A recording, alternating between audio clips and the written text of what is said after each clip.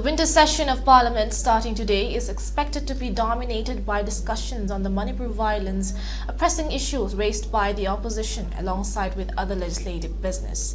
The session, set to conclude on December 20, will also witness debates on several key bills.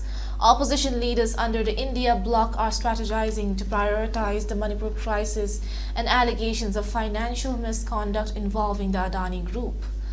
Congress MP and leader of opposition in Rajya Sabha, Mallikarjun Kharge, is leading the charge to ensure these matters take precedence during the discussions. Parliamentary Affairs Minister Kiren Rijiju, addressing an all-party meeting on November 24th, emphasized the government's willingness to engage on any issue.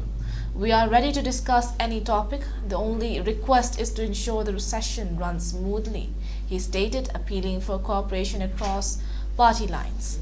Legislative agenda. While the Manipur issue is expected to spark heated debates, the session also has a packed legislative schedule.